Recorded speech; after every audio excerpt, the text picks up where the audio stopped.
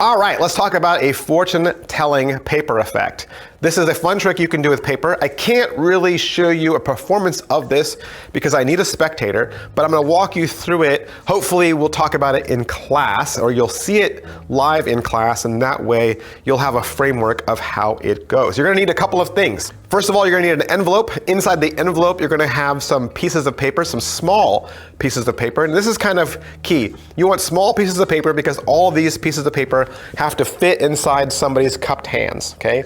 So you want tiny pieces of paper, roughly all the same size. You can cut these out or tear these out beforehand, please do. You can shove those all inside the envelope, and then as long as you have a pen, you are ready to go. Of course, the great thing about this trick is you can do it impromptu, which means you can do it at any time. If you have a piece of binder paper, okay, a piece of binder paper from school and a pen, you don't even need an envelope. You can do it with just a piece of binder paper and some pen. Again, you're gonna take the binder paper, rip out some, tear 4 or 5 or 6 little tiny squares, make sure they're small, and put them on the table, and you're ready to begin. Now, when I did this in class for you, I did this as a birthday party effect, and I said, who are the friends that you would invite to a birthday party?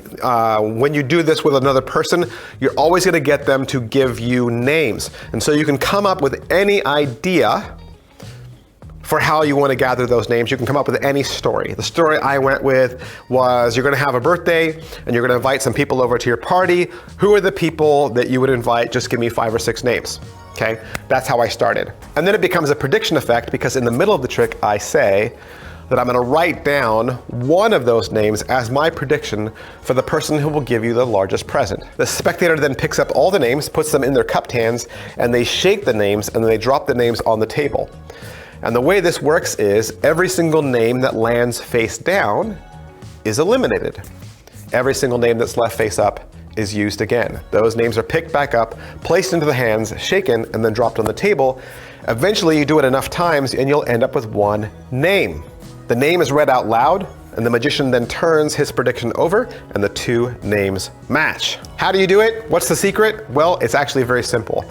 The name that's revealed at the very end is actually written on both sides of the paper. That way, no matter how it drops, it'll always land with the name face up. Do it enough times and eventually all the names will land face down until your last remaining prediction is the only one left. How do you do it? Let's talk about that. First of all, when I come out, I have all my pieces of paper cupped in my hand like this. They're all facing me. I've got my pen in my hand, and I look at the spectator and I say, you're gonna give me some names. What's the very first name? And give them to me slowly, because I'm writing these down. So the first name they say is Billy, okay? I take my pen and I write Billy on the first piece of paper, but then I look confused at my pen and I shake it. Now, you don't have to say anything at all, because when you do this, people understand, oh, my ink isn't working. And you just started writing, so that's normal. Take the pen, put it down to the scratch paper that you have, your lined paper or your envelope, and you make a little scribble mark. And then you go, okay, the ink's coming. Then you come back over to your hand and you flip that name over, because they don't know what you did. Maybe you made a little scribble, or maybe you made a little mark on there that you don't want people to see. And then you write Billy again. Now that piece of paper has the word Billy written on it 2 times. I take that piece of paper, I put it down on the table, and I make sure that the name Billy is facing me.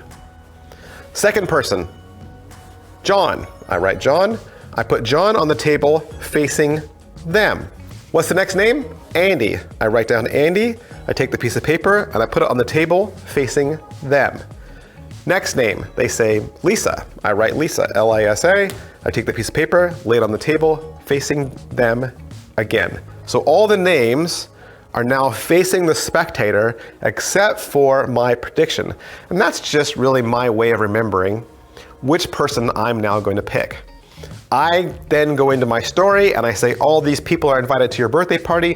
One of them is gonna bring you the biggest present, and I'm gonna predict which one. I can then pick up the envelope that all the pieces of paper came in, or pick up the piece of binder paper that I'm using, and I write down the very first name. That's all I do. and then I take that piece of paper and I lay it face down on the table so that nobody can see it. You can even have another spectator put their finger on it just to make sure that it never moves. You then ask the spectator to come around beside you. You tell them how the game works. They scoop up all the names, put them into their cupped hands, drop them into the table, and any names that are face down are eliminated. We'll go through the process multiple times until there's only one name left, and that will be the name of the person that gives you the biggest present.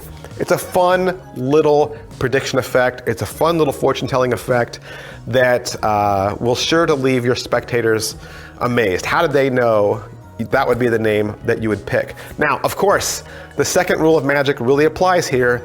You can't perform the same trick twice for the same person, because you can't really pretend that your pen doesn't have ink twice in a row, right?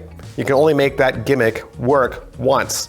So make sure you only do this trick once for an entire crowd. And if people do ask you to do it again, just tell them you'd like to show them a different magic trick. And as always, don't forget our 3 rules of magic. Number 1, we never expose tricks. We never tell how tricks are done.